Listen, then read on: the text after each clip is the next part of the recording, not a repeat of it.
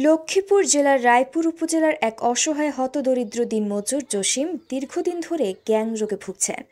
শারীরিক অবস্থার অবনতি হওয়ায় তিনি এখন কাজ করতে সম্পূর্ণ অক্ষম।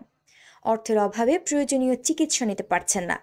জানা গেছে, জসিম রায়পুর মহিলা কলেজে নাইট গার্ড হিসেবে কর্মরত ছিলেন। পাশাপাশি পরিবার চালানোর জন্য রিকশা চালাতেন। পরিবারের একমাত্র উপার্জনকারী ব্যক্তি জসিম।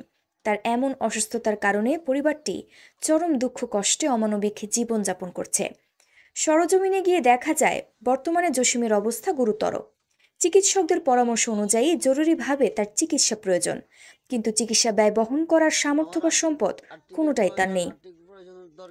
মানবিক দিক বিবেচনা করে অসহায় দিনমজুর জসিমের চিকিৎসায় সহযোগিতা করার জন্য সামর্থ্য অনুযায়ী এগিয়ে আসার আহ্বান জানান তার পরিবার। আপনাদের ছোট একটি সহায়তা হয়তো জসিমের জীবনে ফিরে আনতে পারে বেঁচে থাকার আশার আলো। আমার আর্থিকের প্রয়োজনের দরকার আমার। আমি ওষুধ মুড়ি খাইতে পাইতেছি না, চিকিৎসা নিতে পাইতেছি না, অপারেশন করতে পাইতেছি না। আমি খুবই গরিব মানুষ, খুবই নিরীহ। আমার জায়গা নাই, জমি নাই, অর্থ নাই, কিচ্ছু নেই আমার।